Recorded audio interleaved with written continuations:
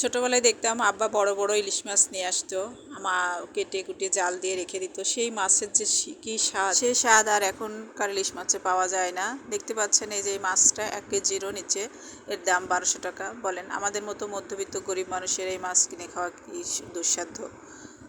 যে মাছ আমাদের দেশে পাওয়া যায় তার দাম এত। হ্যালো বন্ধুরা, আসসালামু আলাইকুম। কেমন আছেন সবাই? আশা করি সবাই অনেক অনেক ভালো আছেন। আমিও আলহামদুলিল্লাহ ভালো আছি। যাই হোক, মাছটা কেটে কুটে ধুয়ে পরিষ্কার করে নিয়েছি। নিয়ে সব মশলা বলতে মশলা খুব কম দিয়েছি, পেঁয়াজ দিয়েছি একটু বেশি করে, হলুদের গুঁড়া, মরিচের গুঁড়া, ধনে গুঁড়া আর জিরা গুঁড়া, কাঁচামরিচ, স্বাদ অনুযায়ী লবণ, তেল দিয়ে ভালো করে মশলাটাকে মাখিয়ে নিয়ে মাছের গায়ে ভালো করে মাখিয়ে নিচ্ছি। এইভাবে মশলাগুলো মাখিয়ে নিলে মাছের গা ভিতরে ভালো করে ঢুকে যাবে। সুন্দর করে সব মশলা সব মাছের গায়ে সুন্দর করে মাখিয়ে নিলাম। নিয়ে এখন আমি ঝোলের পানি দিয়ে দেবো। যারা আমার ভিডিওটি এখন পর্যন্ত দেখছেন, যারা আমার পেজ থেকে দেখছেন, তারা অবশ্যই আমার পেজ ফলো দিয়ে লাইক কমেন্ট শেয়ার করবেন। যদি আমার এই ভিডিওটি ভালো লেগে থাকে, যারা আমার চ্যানেল থেকে দেখছেন তারা আমার চ্যানেলটি সাবস্ক্রাইব করে আমার পাশে থাকবেন। লাইক কমেন্ট করে শেয়ার করতে ভুলবেন না। ঝোলের পানি দিয়েছি, ঝোলের পানি দিয়ে এখন ঢাকনা দিয়ে ঢেকে কিছুক্ষণ রান্না করে নেব। ইলিশ মাছ রান্না করতে বেশি সময় লাগে না।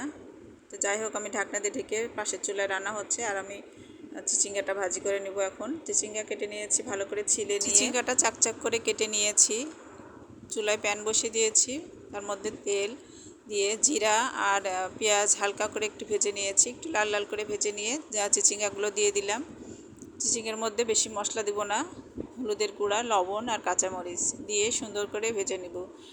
ভাজতে ভাজতে যখন ভাজার প্রায় শেষ পর্যায়ে চলে আসবে, তখন একটা ডিম দিয়ে দিব। এক সাইড করে নিয়ে একটা ডিম দিয়ে দিলাম। ডিমের ভিতরে একটু লবণ ছিটিয়ে দিয়েছি। লবণ ছিটিয়ে দিয়ে ডিমটা একটু ঝুরিঝুরি করে নিব। নিয়ে তারপরে চিচিঙ্গাটা ডিমের মধ্যে মিশিয়ে দিব।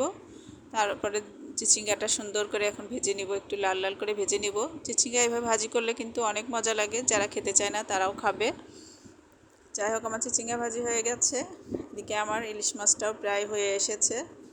দেখতেই পাচ্ছেন কি সুন্দর কালার এসেছে, অনেক লোভনীয় লাগছে। তবে মাছটা বেশ স্বাদ ছিল।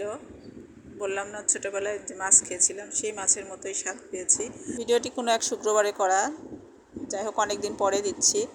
আমি রান্নার শেষে সবাইকে খেতে দিয়ে গোসল করতে চলে গিয়েছিলাম। তো এসে দেখি সবার খাওয়া শেষ, মাছের মাথাটা আমার জন্য রেখে দিয়েছে। তো কী আর করার, মাছের মাথা দিয়ে আমি ভাতটা খেয়ে নিলাম। তো মাশাআল্লাহ বেশ ভালোই লেগেছিল।